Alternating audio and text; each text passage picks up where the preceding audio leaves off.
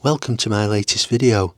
Today I'm driving over the tidal causeway from the village of Overton near Heysham in Lancashire to Sunderland Point, a small village located on the Lune estuary close to Morecambe Bay. Sunderland Point is of immense historical significance. Here at the end of the 17th century, the merchants of Lancaster reached out for a share of the colonial trade. It has a long history of shipbuilding and was also a thriving port dealing with sugar and cotton coming from the West Indies. It also though has a darker past, serving slave ships coming from the West Indies and North America.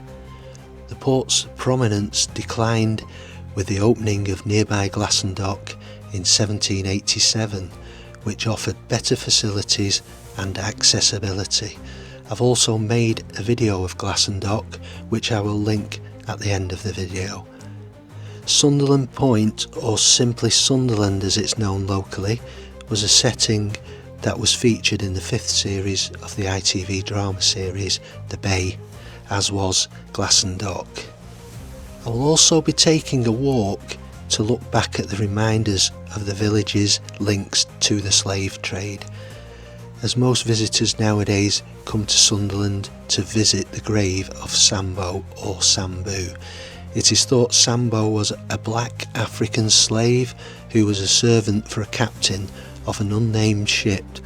No more than a boy at the time, he was taken ill on his way here on the voyage and subsequently died, and was buried here in around 1736. The memorial though was erected much later in around 1796. And this is called the lane, and this is the way to get to Sambo's grave. It's a fair old walk up here, and this is continuation of the lane going through a little wooded area before you come to the coastline and you actually see the grave. And there's the signpost. This is a little observatory called the Horizon Line Observatory, which is just before you get to Sambo's grave.